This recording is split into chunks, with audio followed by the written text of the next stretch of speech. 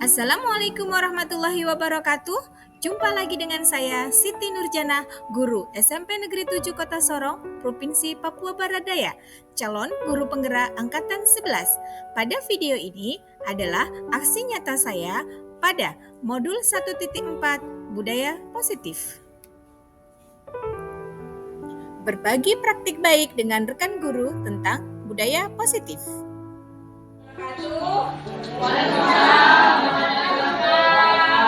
Selamat siang semua Bapak Ibu.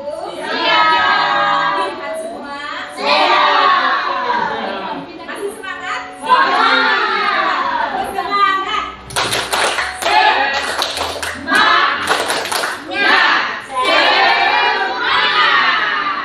Oke, baik, terima kasih Bapak Ibu semua atas partisipasinya.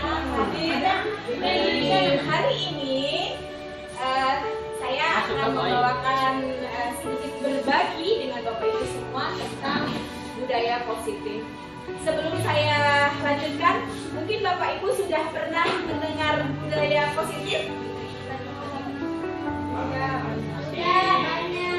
Sudah. Mungkin ada yang mau mengungkapkan apa itu budaya positif? Oke. Baik, Bu Rabida mungkin?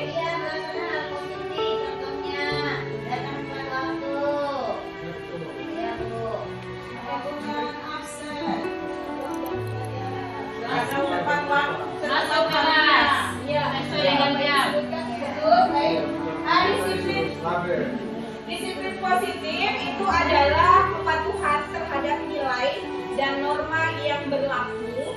Kemudian disiplin merupakan hal yang harus dimiliki oleh setiap manusia untuk mencapai keberhasilannya. Tanpa disiplin pasti tidak akan berhasil. Nah, budaya disiplin akan membawa pengaruh yang signifikan terhadap aspek kehidupan. Jika budaya positif ini diterapkan oleh setiap manusia, maka akan indah dan bahagia hasilnya. Nah, kita sebagai seorang guru tentunya sebagai warga sekolah harus bisa menunjukkan budaya disiplin yang kita ajarkan. Karena kita adalah role model, maka dari kitalah tunjukkan disiplin itu yang nantinya akan memotivasi anak didik kita menjadi disiplin. Setuju? Setuju. Oke. Baik, berikutnya adalah nilai-nilai kebajikan. Apa itu nilai kebajikan? Nilai kebajikan adalah sifat positif manusia yang merupakan tujuan mulia yang lahir dari hati kita, yang berupa nilai positifnya yang nantinya menjadi motivasi intrinsik yang ada pada diri kita, yang menjadi nilai positif dalam diri kita yang dapat mencapai tujuan kita dalam suatu kita. Nah, saat ini yang kita kembangkan adalah profil pelajar Pancasila. Berapa elemen? 6 elemen. 1. Ya, apa? Beriman kepada Tuhan Yang Maha Esa dan berakhlak mulia. Kedua, kemerdekaan global. Menarik kreatif. Gotong royong. Mandiri. Kreatif. Oke, berikutnya. Nah, untuk disiplin positif itu ada pada diri kita, kemudian menjadi nilai kebajikan, maka harus ada motivasi. Nah, menurut Liana Gessen menyebutkan bahwa motivasi itu ada beberapa faktor. Yang pertama, untuk menghindari ketidaknyamanan dan hukuman. Nah, ini contoh misalkan Bapak Ibu ketika disiplin di sekolah, hadir di sekolah, di poin 1 misalkan Bapak Ibu karena peraturan tidak enak dengan pimpinan, nanti dapat hukuman, kemudian tidak nyaman dengan teman yang lain. Nah, itu dimotivasi pertama. Motivasi kedua yaitu untuk mendapatkan imbalan penghargaan dari orang lain. Contohnya, saya nanti datang terlambat, pasti nanti saya dipuji, ya kan? Saya dapat hadiah. Nah, itu.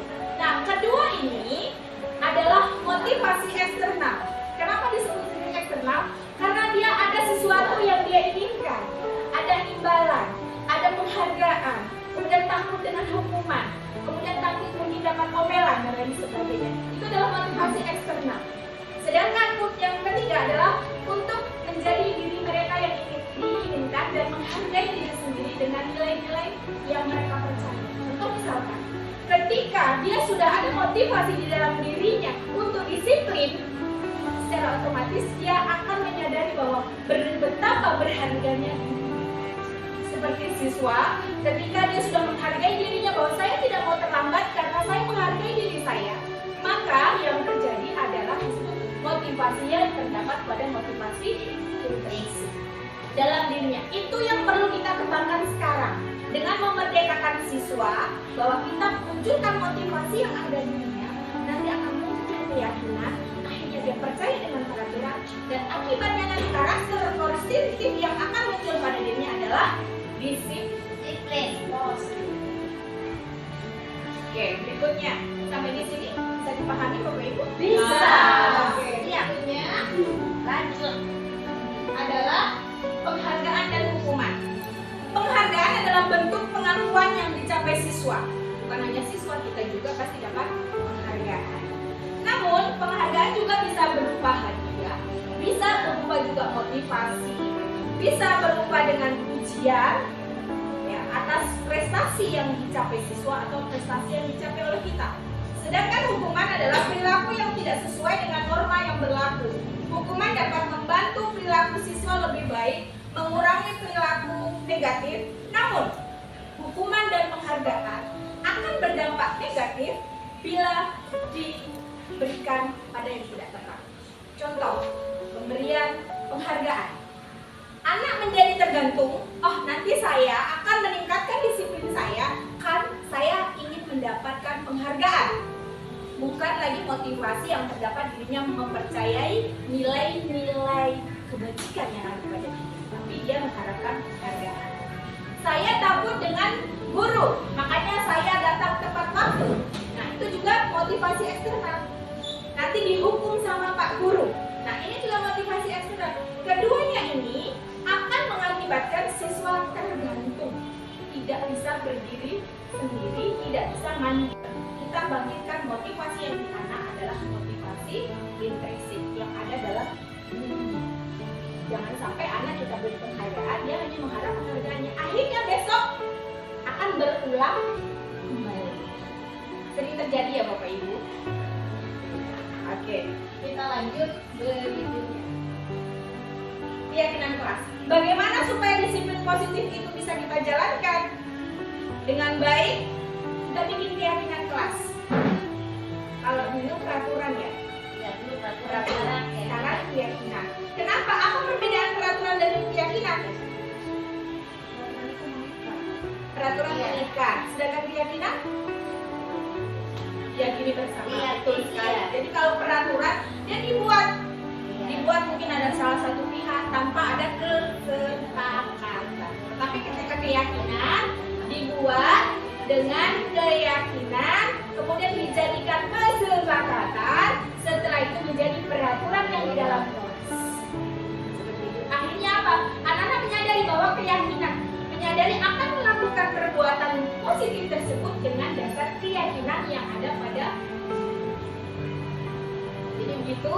Nah keyakinan ini dibuat oleh siswa, bukan lagi Bapak Ibu guru. Bapak Ibu guru tentunya sebagai apa? Fasilitator, memfasilitasi anak-anak untuk membuat keyakinan anak-anak dengan kesepakatan satu kelas. Apa mimpinya yang ingin ia capai di dalam kelas tersebut? Misalkan contoh, saya ingin kelas saya bersih, saya ingin kelas saya nyaman, saya ingin kelas saya indah, saya ingin tidak ada yang mengganggu saya. Nah kita anak-anak itu kita fasilitasi untuk mengungkapkan. Setelah itu buat kesepakatan, ubahlah kalimat-kalimatnya menjadi kalimat positif. Nah, keyakinan kelas harus bersifat universal ya.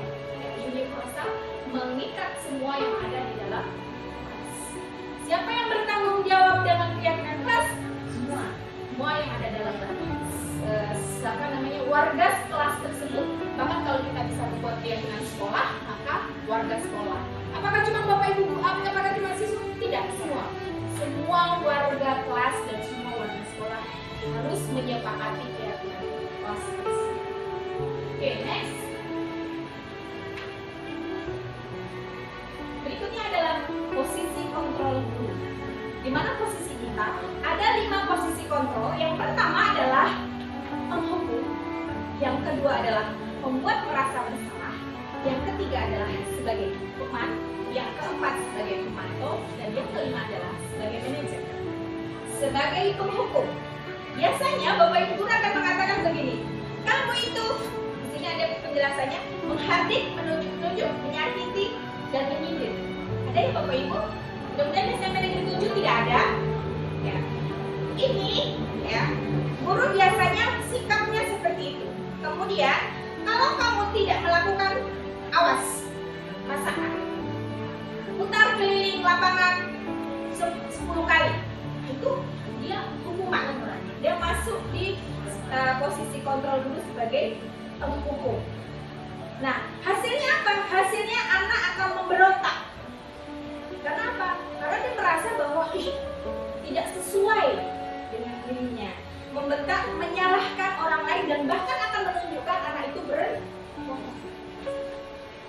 Nah, biasanya kelihatan dengan dunia di sini, murid meletakkan guru di atas dunia berkualitas. Dia akan meremehkan dia. Ya. Kemudian murid akan berkata, biarkan saja. Nanti juga marah-marahnya selesai. Dia akan marah-marah awal-awal. Biarkan saja. Kemudian yang berikutnya, dampak pada murid mengulangi kesalahan. Ya, habis sudahlah. Bapak paling marah sebentar saja. Nanti saya bikin lagi. Nah, itu yang dilakukan anak-anak. Akhirnya apa? Tidak ada nilai positif yang ada pada dirinya. Tidak akan muncul karena dia hanya di sini menganggap bahwa guru di luar kualitas. Oke, berikutnya membuat merasa bersalah. Biasanya guru berceramah. Banyak sekali yang dia ceramahkan begini, begitu. Nah, biasanya diucapkan guru, seharusnya kamu tuh seperti ini, nak. Tolong kasihanlah ibu. Tolong perbaiki, kerjakanlah demi ibu. Nah, kata-kata seperti itu, akhirnya apa? Anak akan merasa dirinya bersalah. Ya bu, dan diam 1000 bahasa. Mohon maaf bu. Nah, di sini kamu tuh seharusnya sudah tahu. Ibu sudah lelah dengan kamu. Menasihati kamu pun sudah lelah. Akhirnya guru membuat merasa bersalah. Akibatnya apa? Anak hanya mengatakan, ya bu, maaf bu, tanpa harus dia mengklarifikasi kenapa sebabnya dia melakukan sebuah kesalahan. Ya bu, dan guru hanya berceramah sampai panjang lebar. Akhirnya anak merasa bosan. Nah, di sini apa? Murid merasa rendah. Karena apa? Merasa rendah. Ya bu, maaf bu, tapi tidak ada endingnya. Kayak seperti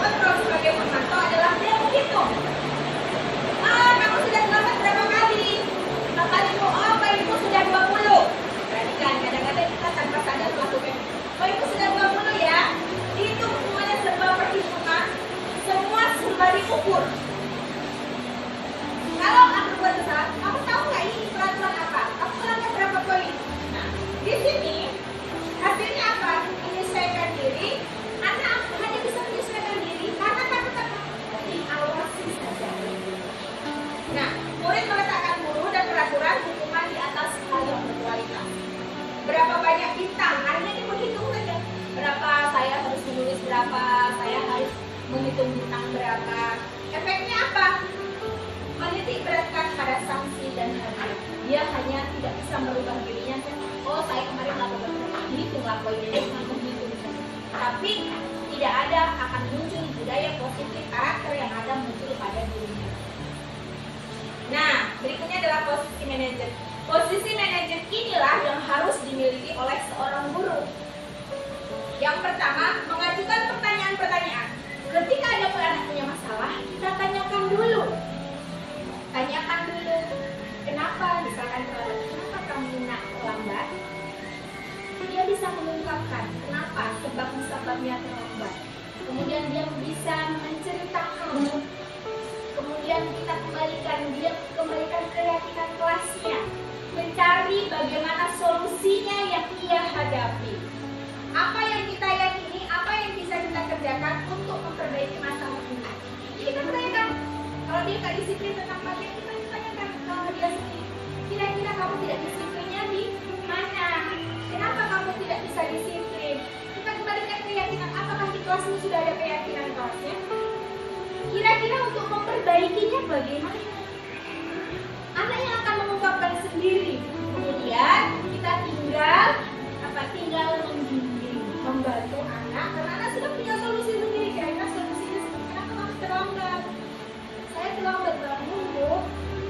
Kira-kira supaya kamu nggak terlambat bangun, bagaimana caranya?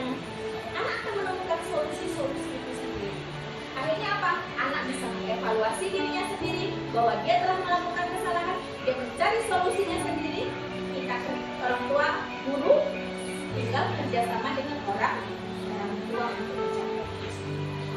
Nah, kita bangkitkan anak-anak untuk mencapai motivasi intrinsiknya. Nah, untuk penyelesaian masalah, kita menggunakan segitiga restitusi. Apa itu segitiga restitusi? Seorang guru, kita harus menggunakan segitiga restitusi dalam penyelesaian masalah. Ya, mungkin di sini ada kesiswaan bisa diterapkan. Ya, yaitu menstabilkan identitas, kemudian validasi tindakan yang salah dan menanyakan keyakinan. Tujuannya apa? Tujuannya agar murid bisa mandiri dan bertanggung jawab atas dirinya sendiri. Nah, ini segitiga restitusi. Yang pertama adalah menstabilkan identitas. Kita gali informasinya. Kemudian kita kuatkan. Setiap orang pasti pernah melakukan itu. Dan kamu bukan satu-satunya. Nah, setelah itu validasi kebutuhan. Adakah yang lebih efektif? Kita gali. Adakah yang lebih efektif untuk mendapatkan apa yang kamu butuhkan? Pasti anak akan mengungkapkan. Kira-kira untuk memperbaiki kesalahan apa yang akan kamu lakukan? Kamu tentunya punya alasan mengapa kamu melakukan hal tersebut. Nah, manusia itu memiliki 5 kebutuhan. Nah, manusia itu memiliki 5 dasar kebutuhan. Dan setiap siswa kita mempunyai 5 kebutuhan dasar. Yang pertama, kebutuhan untuk bertahan hidup. Survival. Makan, minum, rasa nyaman, lagi sex education, ya itu masuk di survival, ya kan?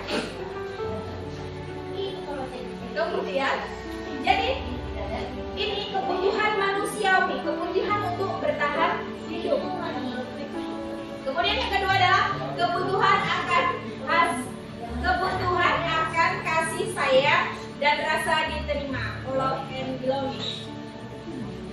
Di sini kebutuhan rasa kasih sayang itu, contoh, secuek-cuek apa? Ada kan siswa kita yang cuek, malas tahu. Nah, kira-kira kebutuhan apa dia?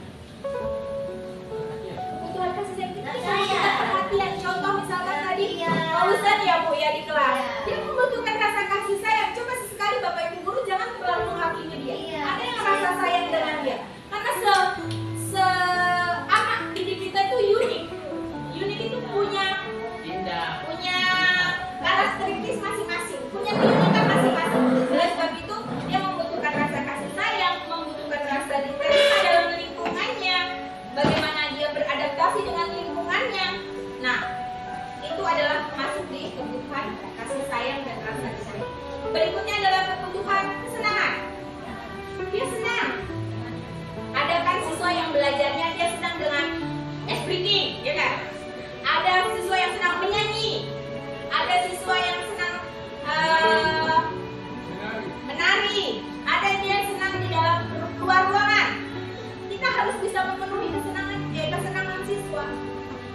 berapa karakter siswa yang ada dalam kelas. Kemudian kebutuhan kebebasan. Kita memberi kebebasan yang anak-anak ini ya. Kebebasan itu bukan artinya bebas bebas mereka. Ini ada pas dia ada aman pada bebas bebas anak kita itu kita lemah dan tidak mandiri. Anak-anak yang bebas yang berkarakter ya. Berikutnya adalah mantau. Guru yang mempunyai posisi kontrol sebagai moderator adalah dia begitu bebas berkarya. Kamu sudah berapa kali? Kali itu apa ibu sudah 20? Sukanya kadang-kadang kita tanpa sadar melakukan. Oh ibu sudah 20 ya? Itu semuanya serba perhitungan. Semua serba diulang kekuatan. Kalau aku buat orang yang kan apa? Hasilnya berapa poin? Di sini ada nggak? Hasilnya apa? Dia mau saya diri. Anak hanya berbicara diri. Kalau aku kekuasaan dia kalau aku masih senang. Nah ini, murid meletakkan buku dan kura-kura di rumah di atas payung. Nah, berapa banyak kebutuhan ada seperti ini? Maka saya harus menulis berapa, saya harus menghitung bintang berapa. Efeknya apa? Ada masalah.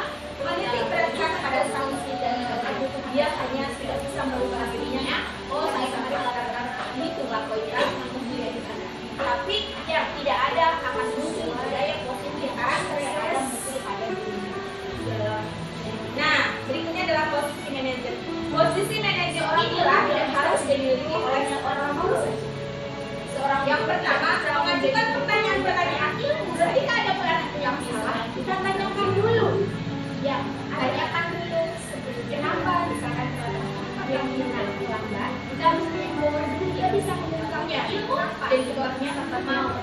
Punya ilmu, punya gaji, tapi tidak mau, tidak akan pernah. Kemudian kita kembalikannya mau, tapi tidak punya ilmu, tidak akan pernah mencari bagaimana solusinya yang dia hadapi dan seperti apa yang bisa kita kerjakan ikhlaskan itu untuk menjadi seorang guru. Kita mereka kalau dia nggak disiplin tentang diri kita, dia sadarkan kira-kira kamu ada disiplinnya di mana? Kenapa kamu tidak bisa? Kemudian setiap pelanggan dia tidak setiap sesuai dilaksanakan kita. Jangan biarkan siapapun meredupkan sinarnya. Apa yang akan membuka perasaan diri? Jadi, lihat, Bapak Ibu, jangan sampai kita menorehkan luka terhadap anak kita, karena itu akan berpengaruh kepada masa depan kita. Kira-kira sampai kamu nggak pernah berdoa. Oke, terima kasih. Itu yang dapat saya sampaikan. Selanjutnya ada sesi tanya jawab. Kalau dia mau bertanya bahwa dia telah melakukan kesalahan dari solusinya sendiri, orang tua, guru, tinggal kerjasama dengan orang. Oke, ada. Nah, kita gambaran anak-anak mungkin ada permasalahan sedikit siknya, ada. Nah, ada. Yang dulu apa yang tidak harus saya sampaikan. Apa ini sedikit positif? Seorang guru harus menggunakan tiga restriksi dalam masalah. Saya misalnya dari siswaan, ya, yaitu menstabilkan aktivitas, kemudian validasi tindakan yang salah, mudah-mudahan. Tujuannya apa? Tujuannya agar murid bisa mandiri dan bertanggung jawab atas dirinya melaksanakan. Nah, ini tiga restriksi. Yang pertama adalah menstabilkan identitas, komitmen pada diri, pada informasi pada diri untuk kita kuatkan. Karena di sisi yang positif bukan dari orang lain, tetapi ada dari diri satu-satu. Termotivasi dari motivasi itu validasi kebutuhan. Terima kasih. Ada apa yang mulai efektifnya? Assalamualaikum warahmatullahi wabarakatuh. Selamat siang. Selamat siang. SMP 7. Dengan cepat dan kita majukan SMP 7. Melakukan hal bisa memberi kebebasan dengan anak-anak ya. Kebebasan itu bukan artinya bebas-bebas mereka memiliki dalam